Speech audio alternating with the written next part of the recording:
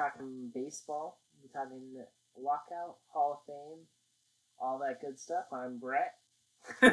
You're not Brett, I'm Brett. And I'm Don. There we go. Welcome. Week 3. Let's go. 3, yeah. So, the Hall of Fame is a bunch of hypocrites, yeah? Oh, of course. I am very angry. We should tell them there's one person who got into the Hall of Fame. And tell me, Don, because I can't say it out loud. It was David Ortiz. He made it with 77.9% of the vote. Nobody else made it in. He's the essentially third designated hitter to make the Hall of Fame behind Edgar Martinez, the only other true DH, and then arguably Frank Thomas. Yeah, nobody. Who was the next closest? It was Sosa, right? Or no. Barry Bonds. Bonds. Wow. Bonds fell about 40 votes short of the Hall of Fame. Yeah. And to be fair, I saw a bunch of things on Twitter after this happened where people were like, like I think you mentioned it when we talked about Ortiz. They're like, it technically wasn't positive that it was PED test, but also he was trash when he played for the. But in future, a lot of Twins fans are upset that we traded him, but we believe, well, some people do believe, I believe it's me and you, that he got good in Boston because of. There's just correlation. It's not causation, but there's a lot of evidence there. It's a bit suspect. Bums me out. Don't get me wrong, he was good in Seattle and in Minnesota before then, but he wasn't the same level of player. Yeah, so I feel like they are hypocrites, letting him in first year. Letting him first ballot when Edgar Martinez had to go all the way to his final ballot to get in. Yeah. And Martinez was a better hitter. It's crazy that they just let that happen. They ignored the rules. They ignored their own, bullshit rules because they like Ortiz. I mean, that's really all there is to it. Yeah, I saw... Bonds is literally the greatest of all time. Literally had a Hall of Fame career before he ever even started juicing, and they didn't let him in. But they let this David Ortiz in.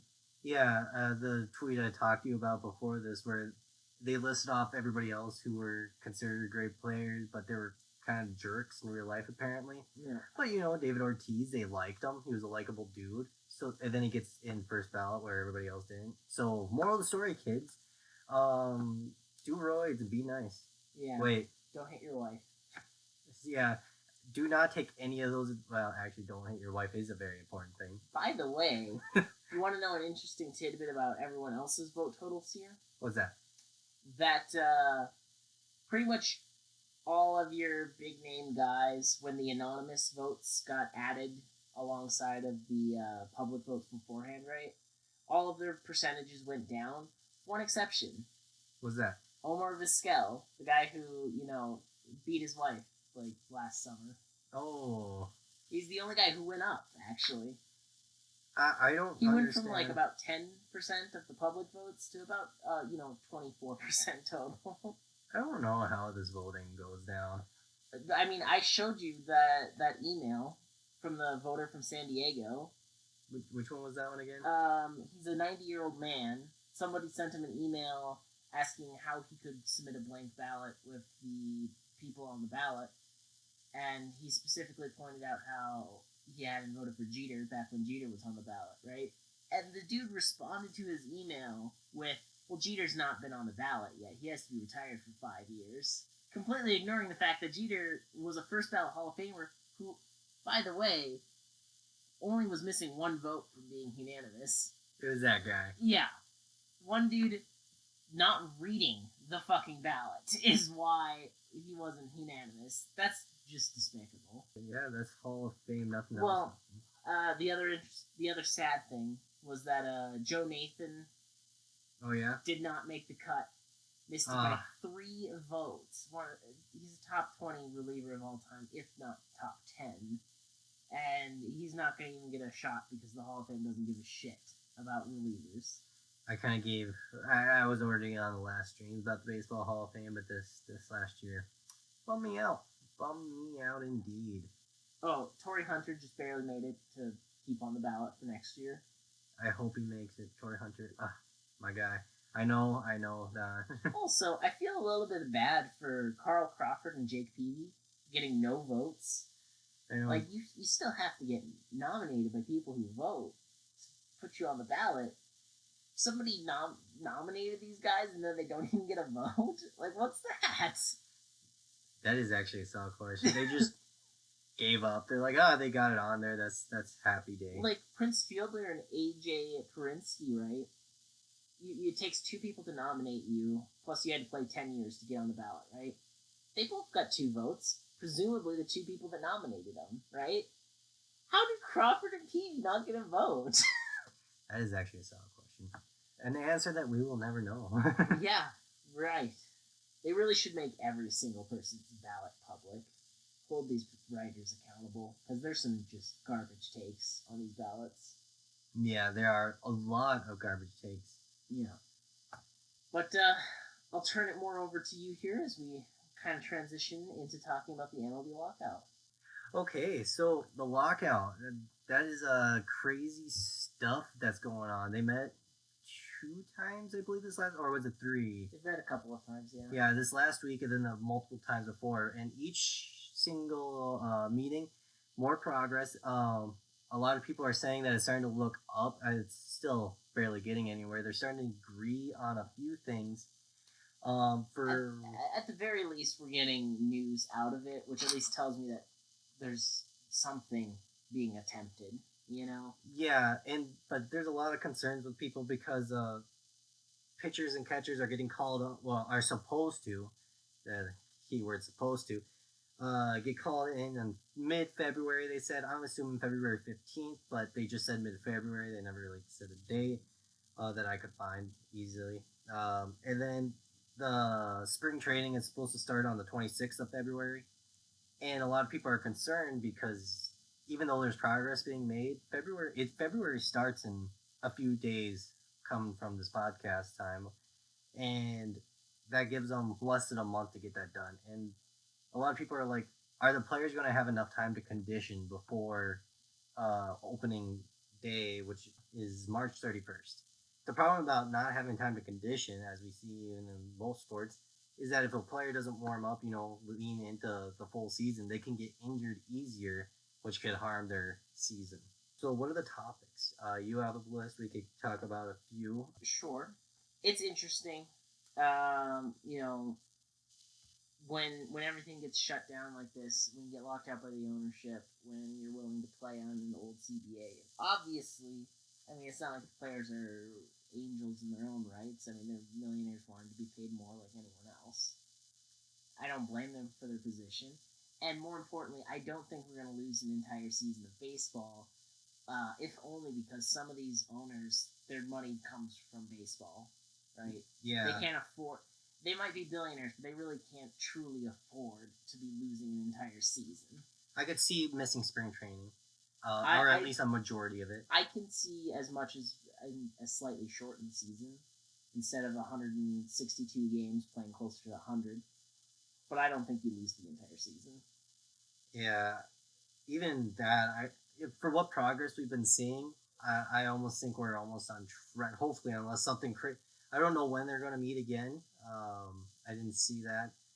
But unless something goes completely crazy, kind of like what they did today, or Thursday, what was it? They asked for so much money, and then the MLB gave them only like 10% of that. Yeah. What was it that they were asking for? Was it arbitration or was it the low? What they were talking about is they were talking about, for arbitration, making a special bonus pool for the top 30 performing players by WAR, which presumably in their contracts they would specify whether that's Fangraphs or Baseball Reference. But basically, this bonus pool, the Players Association wanted it to be $105 million, and ownership offered $10 million. And then when it came to minimum raise, the Players Association is looking for $775,000, and the MLB offered $615K, and then the MLB withdrew their offer, as though this not even getting close is really hitting the dot, And it's kind of like that on all of these issues. or at least most of them. I mean, you talk about like the luxury tax. The MLB ownership wants to gradually raise the threshold for luxury tax to 220 million by 2026. Okay, Players Association just wants that raised right away to 245. And if you look at the payroll tracker through SportCap, at 245 million, only the LA Dodgers would have been affected by the luxury tax this year. At 220 million, it's only the LA Dodgers that would have been affected by the luxury tax this year. But like, come on. I think a better solution for the players here, instead of doing a luxury tax, I wouldn't be so worried about the luxury tax as much as I would be for instituting a salary floor. Force ownership to pay a certain amount of money every year. You could even go with a nice round number and just say you have to pay $100 million on your 40-man roster. Okay? And you might... I presume you want to know how many teams would be affected by a change like that. I feel like very few. If you made it to $100 million, there would be 12 clubs that would have to spend more money than they did last year. Most of them, it's not too bad. Like the Brewers, Rangers, Diamondbacks, Royals, A's, Tigers, Mariners, they're all pretty close to that number. It wouldn't be much to up that, right? The other teams, though, I mean, Jesus criminy, the Orioles only spent $42 million last year. Baseball spends a lot of money if you think about it. It doesn't matter. It doesn't matter when the Orioles spend $42 million and basically just aren't trying. They are... They've been atrocious. I remember last year, it was last year, right, where they gave out the percentage chances of people making to the World Series, and they gave the O's like 0. They gave the O's like 0 before the season even started. That's a bum. Twins are up there. Sadly, Twins choked hard. Oh, yeah. There are a lot of things, but I understand negotiations. You usually, like, go really far out before you come together. Mm-hmm. And if you want to talk about projected pay right now for next year, this coming season, the Orioles are only at $29 million. Wow, that's actually... Wow. Yeah. It's sad. I can't name a single player on the O's. Well, it's because they're terrible. And they've been terrible. And they're not trying. Which is part of this reason why they want to make a draft lottery. But the ownership group is just like, oh, top 3 picks. Okay, how much does changing the top 3 picks really change the format of the draft? Really? Not too much. Presumably... I mean, what the Players Association, they want it to be like market size, blah, blah, blah. I think presumably the best option, if you're wanting to create a draft lottery, personally, I think it works fine just to have reverse standings. But if you do truly think that tanking's a problem in baseball, which the Orioles make a great case for, if that's your component, you should be doing something like hockey does, where they weight the picks, similar to how our fantasy football league does it. Yes. Where, the top X number of teams get this percentage chance. I believe the worst record in hockey gets a 25% chance of getting the number 1 overall pick. Which wouldn't be a bad idea. No, there's definitely put no everybody look into that. who doesn't make the playoffs into a lottery. That doesn't seem like a bad idea to me. There is something I believe would help with all these issues is the revenue sharing among MLB clubs, because that was also offered up by the MLBPA. Yep. Which would be nice, especially for teams that aren't very good, because they won't be making as much money if you're trash. So some of that money going into their pockets, like, of course there's percentages. It's not like everybody's getting the same cut, but that extra funds to help other clubs could be a game changer into a new season being not automatically horrible and letting down a bunch of fans, which is what MLB has been trying to do, is get fans to hate them less, get more people rolling, which is why, once again, everybody's nervous about this lockdown, because a lot of people have been getting into baseball, but if you push the fans away, they're not coming back. Baseball's already nervous about losing so many fans a year. Well, talk about how the NFL just had their most exciting weekend of playoff football probably ever, and at the same time, baseball literally isn't existing. That's insane to me that you're throwing yourself down like that. Like, the sport is hurting itself by being in a lockout. It really is, and that's the issue, is Yeah, the last few years, actually, baseball has been improving, but you have to continue with that steam. If you stop, how are you going to start up again? And that's the thing that's making me like, because baseball is called America's pastime, but when the World Series is going on, football season already started. You wouldn't believe how many friends of mine that are only into football don't even know the World Series is going on. Well, I mean, what does the World Series even do TV number wise? It's actually because there's 7 games, and they're like, oh, there's going to be another game after this. Even if it's an exciting, it's not like the Super Bowl where it's one big game. It's out of best of 7. 75 of the top 100 most watched broadcasts last year were NFL games. It's not even in the same stratosphere right now. There wasn't a single baseball game in the top 50. I'm just going through right now. There's not a single baseball game in the top 100. Yeah, and you know, a random Thursday night football game between the Rams and Seahawks managed 8 million viewers, or an 8.2 on their scale here. Yeah, their 8.2 HH rating, which is equivalent to about 15 million viewers. what the hell is your neighbor even doing? I don't know. 2021 World Series viewership. The World Series averaged 11.75 million, and the top watched broadcast just misses the top 100 with 14.3 million viewers in the last game. I think another issue with baseball. An episode of 60 Minutes outdid that. Wow. I wonder what that 60 Minutes was. Episode 5,319. Take a look. So with football, there's less games, there's higher stakes. Yes. Whereas baseball, there's so many games that people are like, oh, I'll catch the next one. Well, what would you think if they adjusted the length of the schedule down, decreased the amount of games that they play in baseball? Instead of 162 games, they play 155 or 82 or 81 or whatever. I'd say that'd be a very boring season for me. For baseball fans, they love all the games. It's the new fans that don't like the length of it, because everybody I talk to who's not a baseball fan, you know what they tell me? The games are so long and they're boring. And truth be told, how long is a baseball game? Around 3 hours? How long is a football game? Around 3 hours.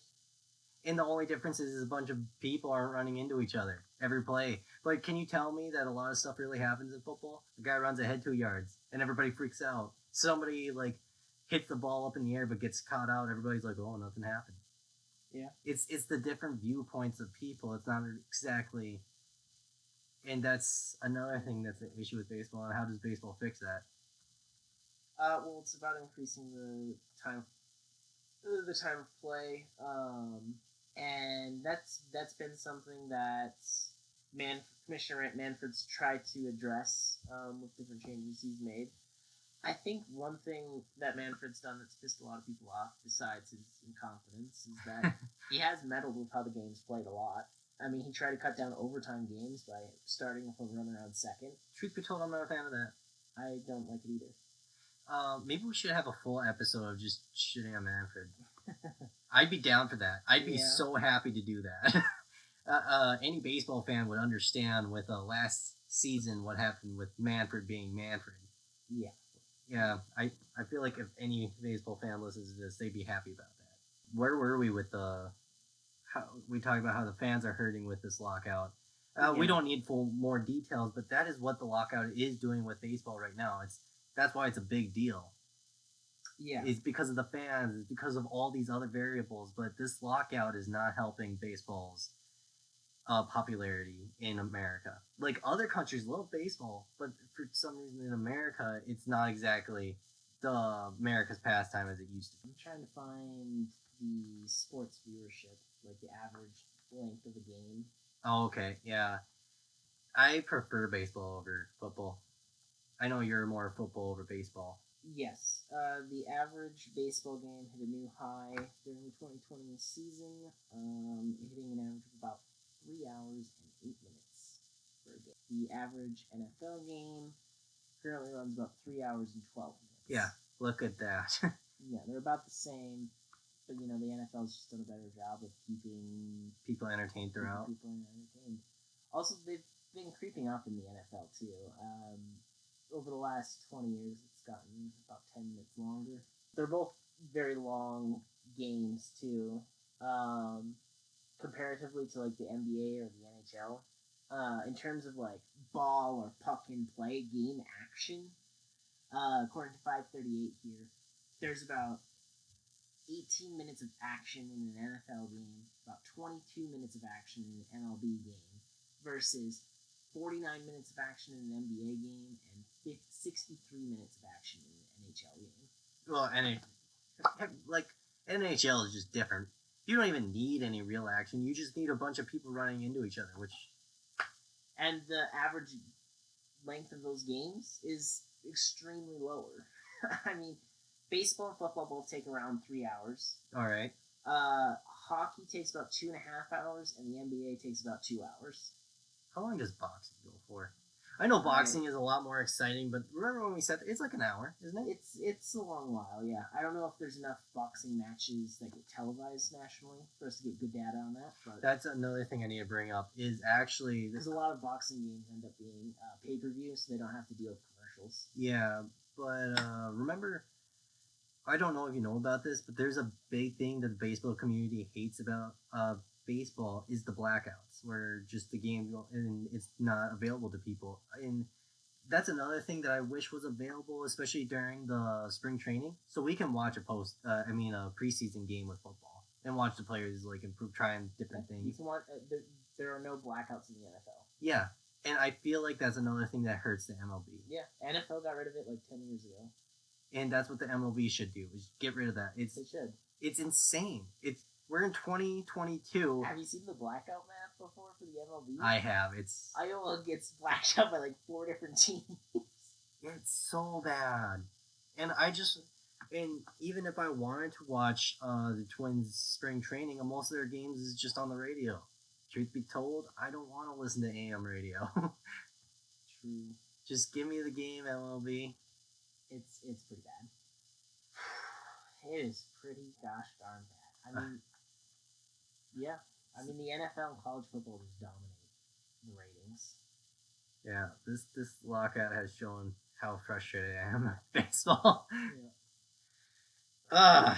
Anyways, that's what's happening with the lockout in Brett's world. A couple of other points of contention with it. Postseason. Obviously, right now we have 10 teams make the playoffs every year. You get your 3 division winners plus 2 wild cards. The owners want 14. They probably want to get to 16 eventually. That's a lot of games. We'd be going into like November. We'd absolutely go into November. Like last year, it ended mid-October. Yeah. Or maybe it was late October, maybe. Because oh my goodness, I had a great time watching all those games, but November 2nd it ended. Oh my goodness, it did end in November. Yeah. I don't remember. Well, I guess I haven't been watching baseball for an entirely long time, but I don't remember games going that long or to that into November. I remember it ending in October. Well, it's fall classic. It can end wherever, but eventually you add enough playoff games, you could arguably push it into December if you wanted to. Yeah, which I have to admit, we talked about how NFL beats those scores. Just imagine if it's a weekend game and it's like this big game. What are people going to watch, the football game or the baseball game? Oh, they're absolutely going to watch the football game. Also, think about it this way. So we play at the one of the teams, like, it's not like the NFL where the Super Bowl is just random each year. Well, not random, usually at the team stadium. Usually not. Usually not, yeah. It's usually a neutral site game. And where the MLB, you go... And by usually, I mean, there's only been one Super Bowl where a team is actually in their home stadium. Yes, yeah. I didn't want to say all the time because there are examples. Well, yeah, It happened last year.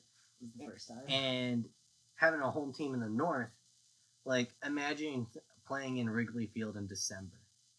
That'd be awful. Yeah, that would be awful. Playing at Fenway in December.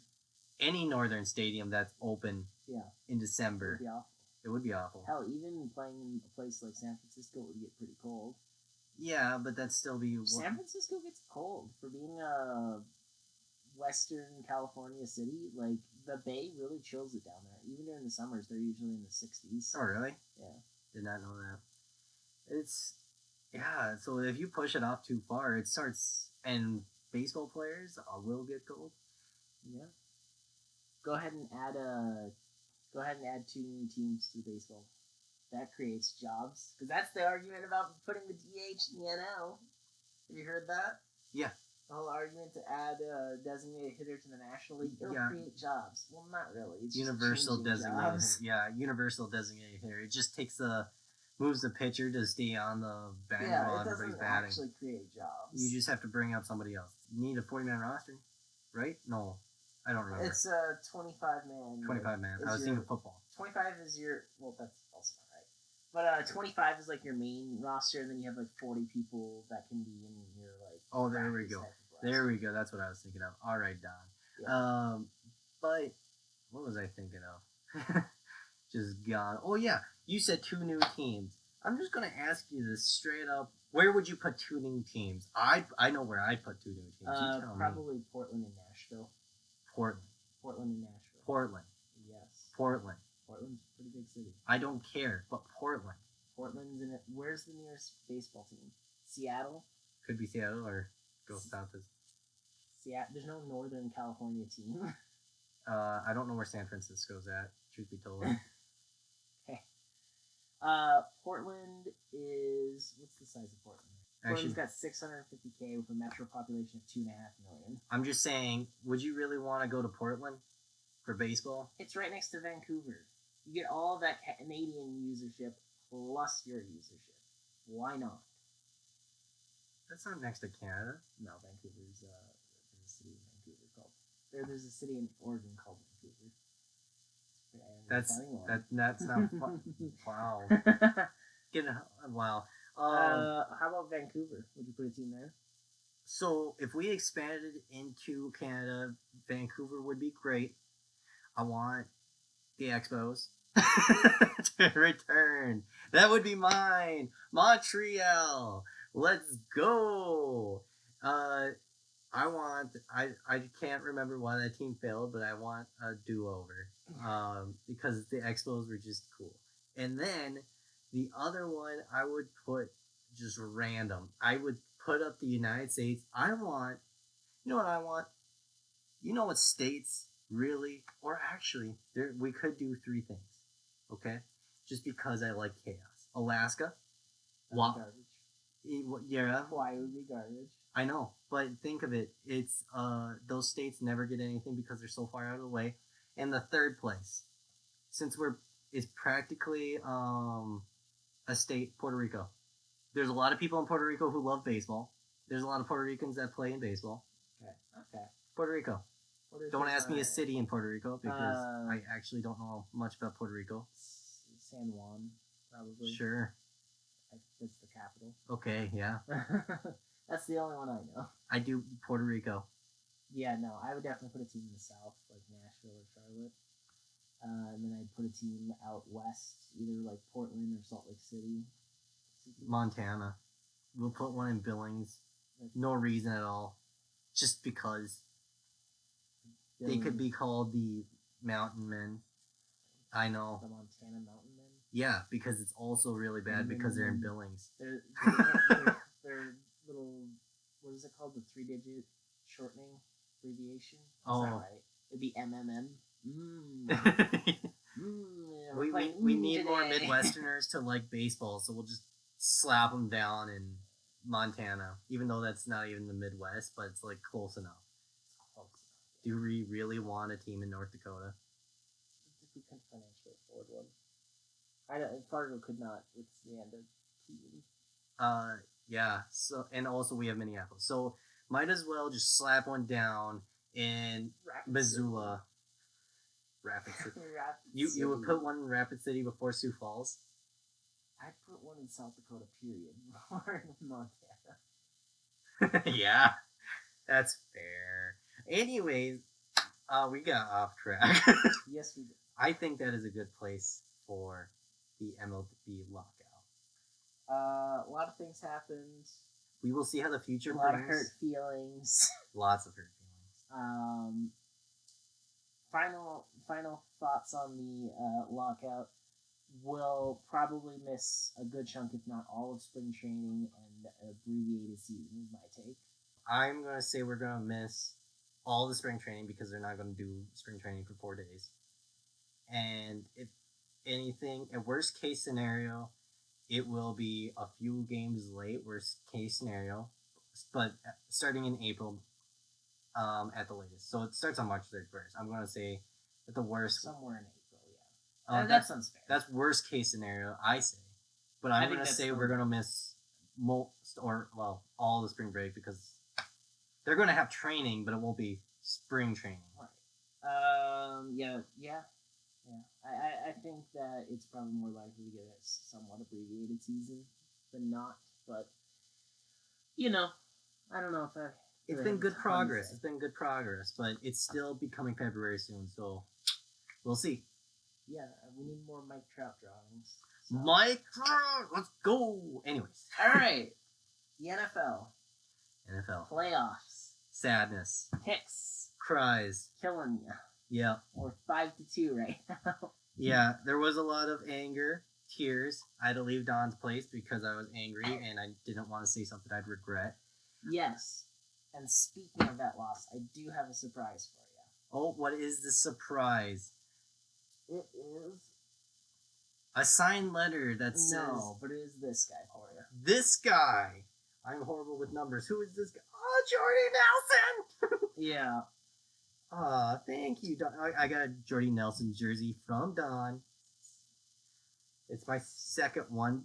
Fun fact, guys, Jordy Nelson is one of my favorite players, even though he no longer plays for the Packers. He's retired. Yes. He played his last year with someone else. Last year with the Raiders. Which bums me out. I wish he would have retired a Packer. Yeah, so the last weekend of football was the best weekend of playoff football we've probably ever had, yeah? Yes, before we continue, thank you, Don. You're welcome. Okay, now we can continue. Think of it as an early birthday present. I'll probably forget when your birthday comes around. Yeah, when is my birthday, Don? It's in June. I think I guessed almost every day last time. You guessed every day, and then again, you just kept going. June 22nd. Okay, you're gonna miss my birthday. Yeah, it's in June. Snapchat if you're somewhere high up, I'll notice. But yeah, 3 walk-off field goals and a overtime walk-off touchdown. That's incredible. It was fun to watch until the end. I mean, we watched Bengals Titans. At least we watched the ending of that together. Yes, we did. Yeah. Bengals advanced. They knock off the number 1 seed. What do you think about those Bengals moving up? I don't really care overall because they're not my team. It's less like baseball where I'm like, let's go everyone, and did want the Titans to go in. Just because it'd be different. I enjoy the hard rushing attack that they bring with a guy like Derrick Henry. I will say that I think the Titans' Super Bowl window is closed with this loss. I don't think they'll ever be good enough to compete for a Super Bowl with their current roster makeup again. Oh, really? I think this was your year to win it. The Chiefs are still going to be great. The Bills are going to be great. The Bengals are on the rise. The Ravens are still a good team. If the Steelers hit on quarterback, they're going to be good. If the Chargers are great with Herbert.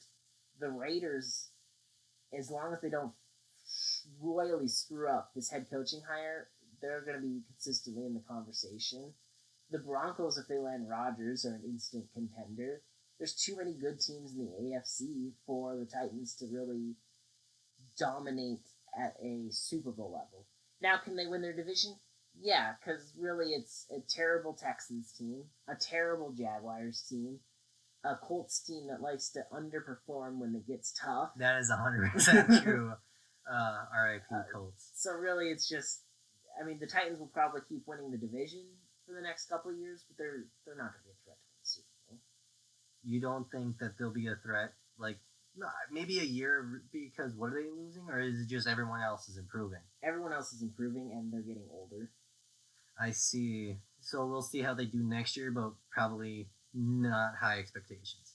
I would say they're still probably going to be like a 10-11 win team, but they're not going to be the number one seed. They're not getting that bye week again.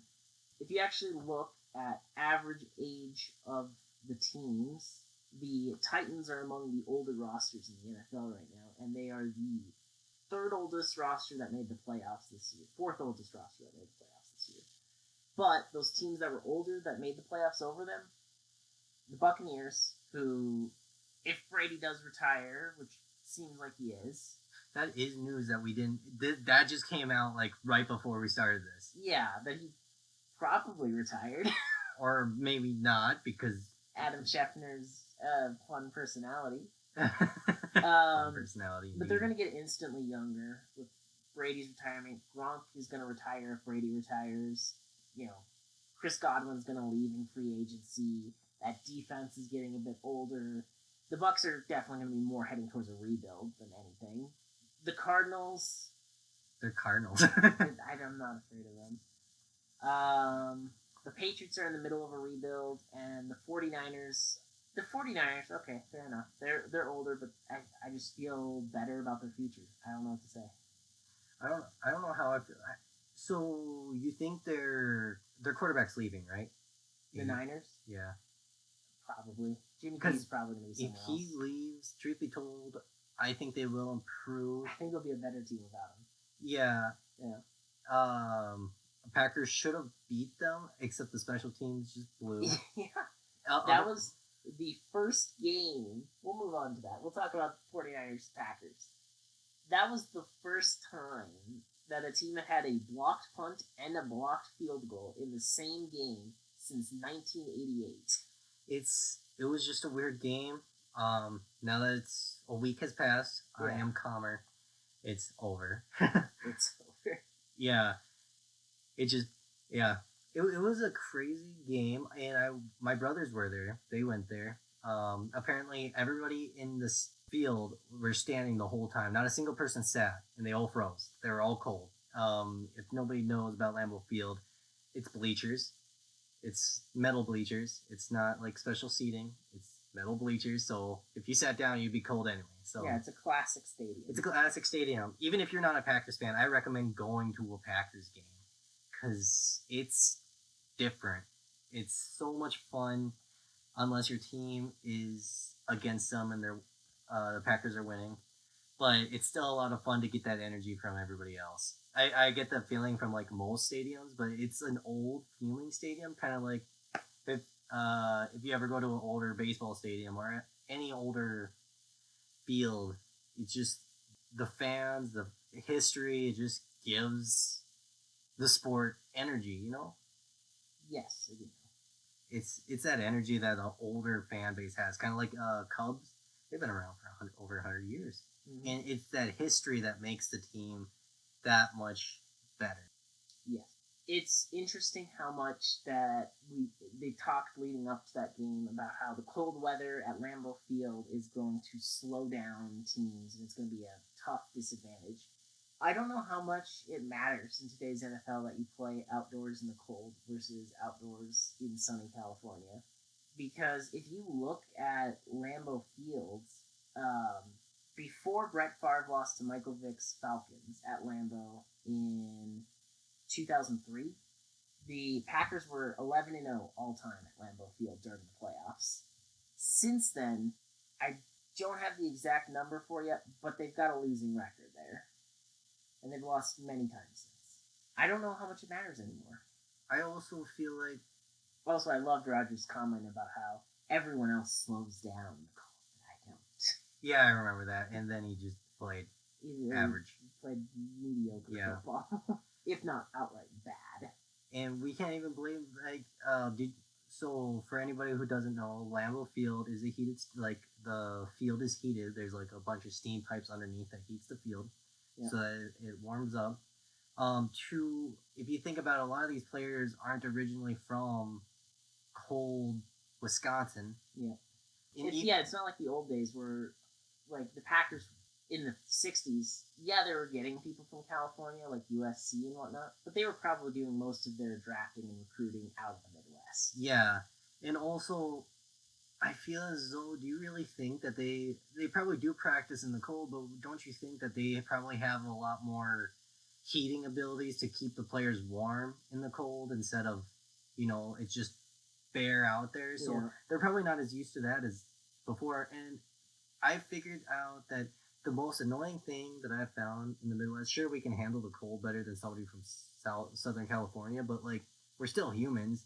It's not like, oh, we're from the Midwest, which means we can handle a thunder ice storm coming our way with just t-shirts. Yeah. No, No. the cold's still going to hurt us. I think Rogers also has to take some of the blame for this loss. Yes, the special teams is what really lost this game, but I mean, the defense played fucking phenomenal football. Yes. Rogers, 20 of 29, 225 yards. 18 of those 20 completions were to either his running back or Devontae Adams. That's called not trusting your players. If you saw on the last deep throw of that game when Rogers tried to hit Adams in double coverage, I believe it was Alan Lazard was wide open downfield for an easy touchdown. Yeah, it sucks that he did that. We probably should have had at least one or two touchdowns more. And if we would have had that, we would even one touchdown more. Or a field goal. Yeah, probably in that game. And it's the team's mistake. I'm not going to assure special teams are at fault, but I'm not going to be like, oh, everybody on the special teams trash. I mean, the coaching for the special teams better be fired this year. Yeah, that was horrible. they didn't even look for the ball when they got the punt. Like, they didn't look for the ball. The field goal thing. That happens. Yeah, that happens. Like, I'm not going to blame anyone. So that 3 points we lost, that happens. It was weird, but it happens. Mm-hmm.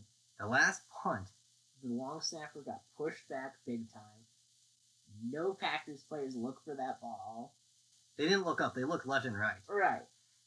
And then the final field goal, sure, we weren't going to be able to stop it. But even though there was only 11 guys on the field. Yeah. And that was the hardest thing to know. Yeah. So, a lot of mistakes were made. I mean, now these are two franchises going in different directions. If Rodgers, I feel like he's going to be done with the Packers. I think he's done with the Packers, yeah. I don't know where Love's going to bring us, the backup, not feeling the peace man. Because he has improved. I noticed from his first time playing out there to currently. He still misses his passes, but he's improving. Mm-hmm.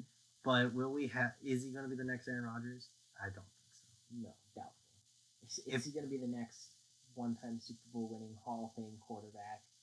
Probably not. No, I could see him being like wow, I can't remember his name. He's from our state. Carson Wentz? Yeah. He's going to be like Carson Wentz, where, can we say... really good before he got injured a bunch? Well, he won a Super Bowl. Yeah, he won a Super Bowl because he was fantastic. He was in MVP conversation that year. Yeah, I feel like... He was a great quarterback until multiple knee injuries just sapped it from him. I feel as though in the next 5 years, we're going to somehow win out of luck, and then that's going to be the highlight of his career. Because we have a bunch of other great players, too. It's not just the quarterback who can carry a team. Yeah, but you need to have at least an average. And that is where I say he is at. I hope this doesn't bite me in the butt. It probably will. We'll see next season. We'll see, yeah. I mean, the Packers are, $40 million over the cap for next year. They have Devontae Adams is going to be a free agent. Aaron Rodgers is going to be a free agent. Is Zadarius Smith the free agent next year? I don't keep count of their contracts. Let me take a look. Yeah, $43 million over the cap for next season. It's the second worst situation in the NFL, behind the Saints, who are going to be $76 million over the cap. Well, if Rodgers leaves, where are we at? You'd still have to pay him $26 million, so you're still $29 million over the cap, even with losing Rodgers. Oh, you'll save about $20 million by getting rid of him, but you're not saving all that money. Okay. So the Packers may be still trash next season. Yeah.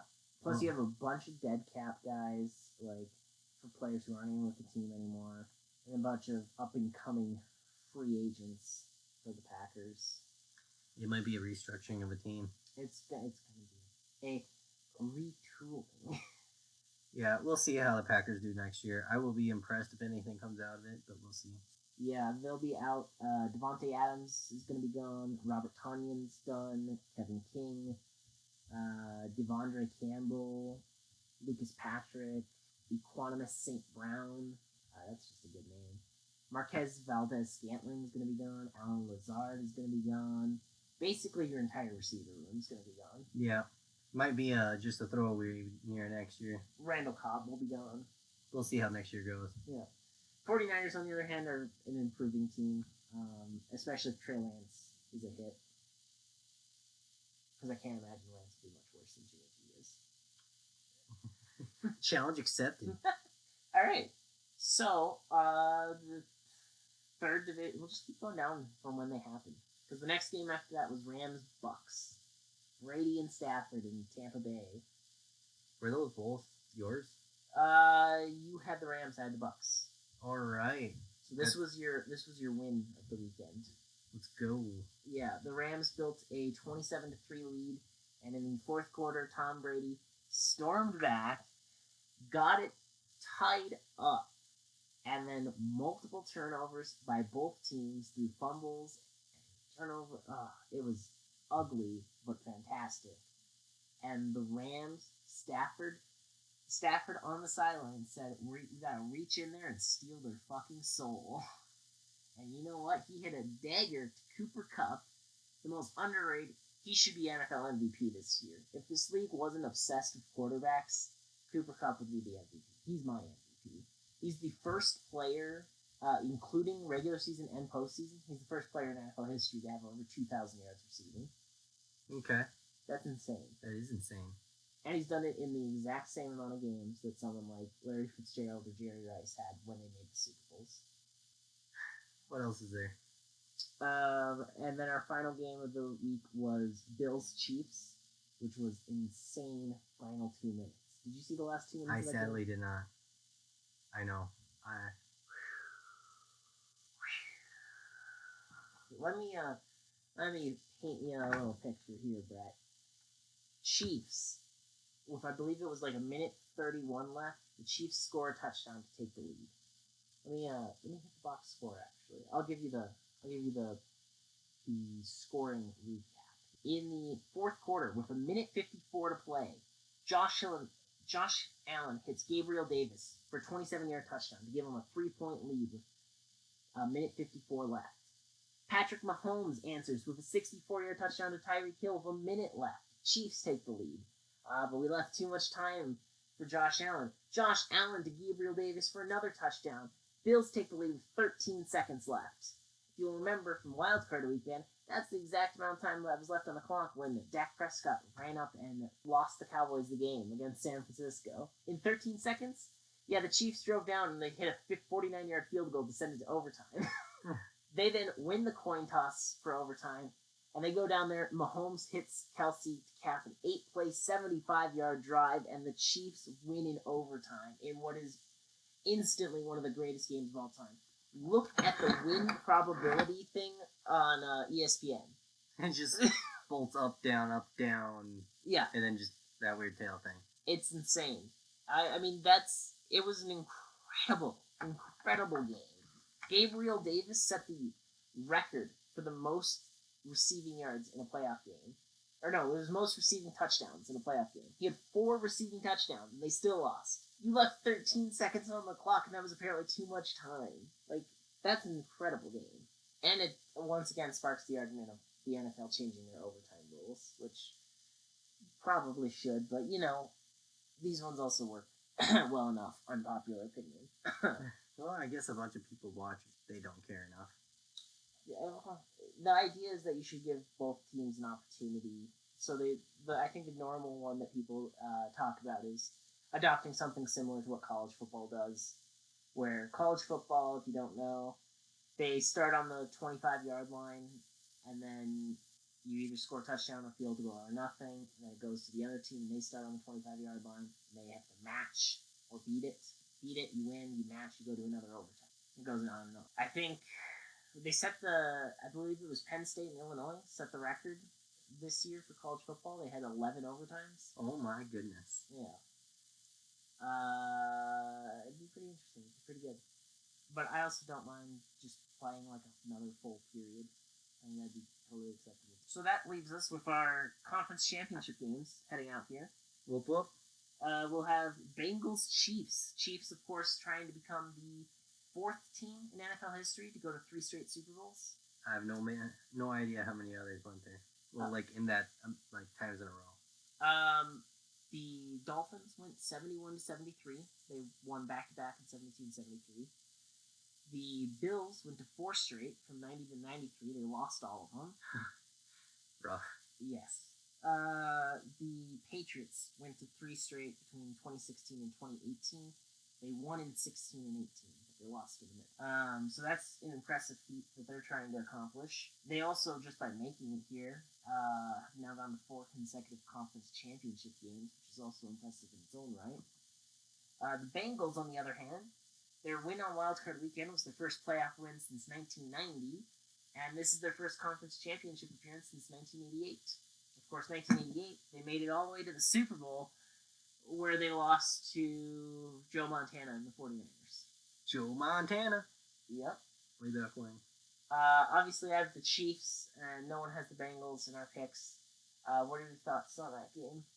Let's see. You said you had the Chiefs? Yeah.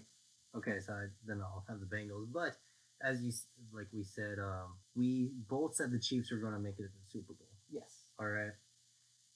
So NFC, it looks like I'm picking the Rams now.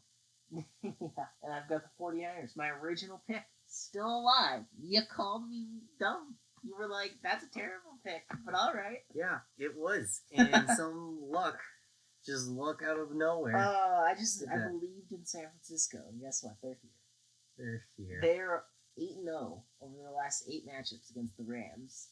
I need the Rams to win this one.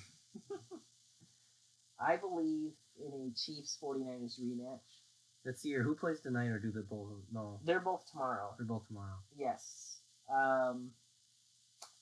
It's going to be I think it's like a 2 and a 5 start for us. Okay.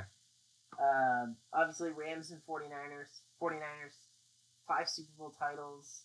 Their most recent appearance was 2 years ago when they lost to the Chiefs.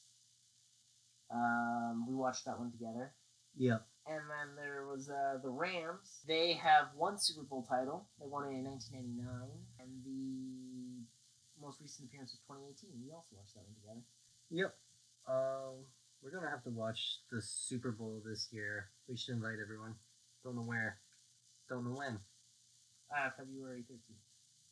Oh, that's bad luck. I'm going to invite everybody over there, and then the media is going to hit us all.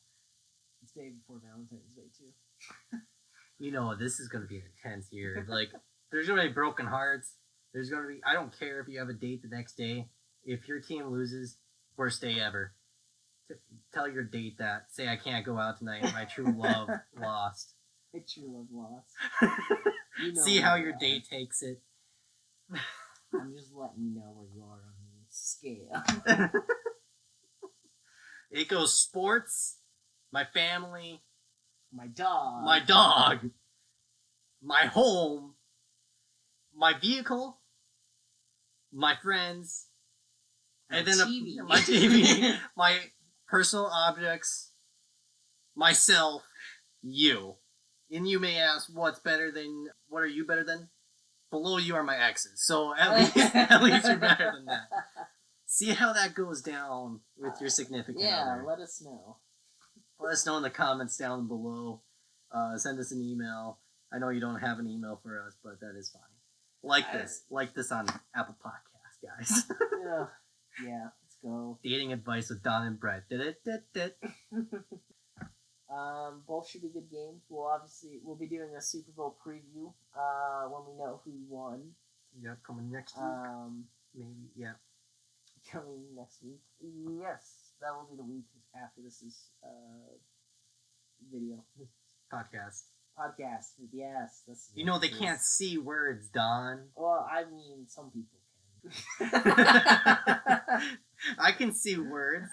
Can't you? It's called reading. It's called reading and writing. That sounds complicated to me. All right. Yeah. I think that's all we have to talk about today. Lockout sucks. Playoffs are fun. Maybe baseball will one day get back to being popular, but probably not. I will hope to see the day. Yeah, if we're being honest, it'll probably get overtaken by the NBA as the number 3. Sigh. Yeah. And then if hockey comes around and soccer comes around, it could go all the way down to 5. We don't talk about soccer around here. We don't. Yeah, that'll be the one thing we'll avoid on this podcast of all the sports in the world. We'll talk about cricket. Yeah, we'll talk about cheerleading. Cut out the most popular one. Yeah, we'll talk about. Well, you know, there's other podcasts that talk about soccer, so we'll just. As though football and baseball are like so underground. We'll include cheerleading. This is just like your significant other. There are a lot better things than soccer. You know what? She's above soccer. All right. Well, you guys, have a good day. Don't die. Have a great week of football, baseball, soccer. No, actually not soccer. Mostly football. Mostly football. Mostly football. Enjoy the playoff games. Yes, if your team is in the Super Bowl or in the playoffs. Pro Bowl. Actually, I think this is going to release when the Pro Bowl's going on. All right, but if your team is in that, good luck on your team. Yes. We'll be cheering them on for any reason except if they're not our picks. Yeah, go Chiefs and Niners. Albeit that actually, if the Super Bowl, the Rams would probably be my favorite team to make it. If I'm rating these right, for who I'd want to cheer for, it's probably Rams, Chiefs, 49ers, Bengals. Well, we can have our personal cheering later, but we have our picks as of now. Yeah, I mean, picks-wise, I'm rooting for the Chiefs-Niners, but, once it's in the Super Bowl, I mean, even if I have the Chiefs and you have the Rams, I'm still probably going to root for the Rams. Yeah, well, that doesn't matter unless it's on this podcast. So what they can't see or hear doesn't matter. True. All right, and that is the ending of this podcast. Thanks, guys. Remember to check us out in the future. Hope you enjoyed. Anything else, Don? Have a fantastic day.